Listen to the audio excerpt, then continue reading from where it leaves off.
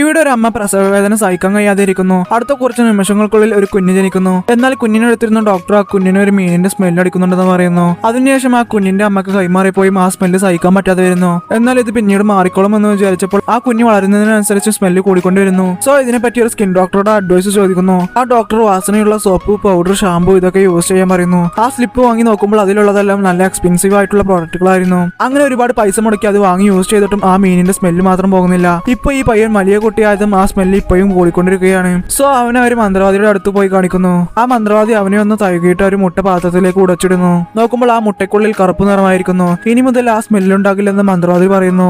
ഇപ്പൊ ഇവൻ ആദ്യമായി സ്കൂളിലേക്ക് പോകുന്ന ദിവസമാണ്. ഇവന്റെ അച്ഛൻ ഇവനെ കാറിൽ കൂട്ടിക്കൊണ്ട് പോകുമ്പോൾ ആ സ്മെല്ല് അപ്പോഴും സഹിക്കാൻ പറ്റാതെ വരുന്നു. സോ ക്ലാസ്സിൽ ചെന്നതും സ്മെല്ലുള്ളത് കൊണ്ട് അവനെ മാത്രം ടീച്ചർ മാറ്റിയിരുത്തുന്നു. ഇവന്റെ ക്ലാസ്സിൽ പഠിക്കുന്ന മറ്റു കുട്ടികൾ ഇവന്റെ ബാക്കിൽ മീനിന്റെ ഫോട്ടോ ഒട്ടിച്ചു വെച്ച് കളിയാക്കുന്നു. എന്നാൽ ഒരു പെൺകുട്ടി മാത്രം ഇവനെ സപ്പോർട്ട് ചെയ്യുന്നു. നോക്കുമ്പോൾ ആ പെൺകുട്ടിക്ക് മീനുകൾ ഒരുപാട് ഇഷ്ടമുള്ളത് കൊണ്ടാണ് ഇവനെ ഫ്രണ്ടാക്കിയത്.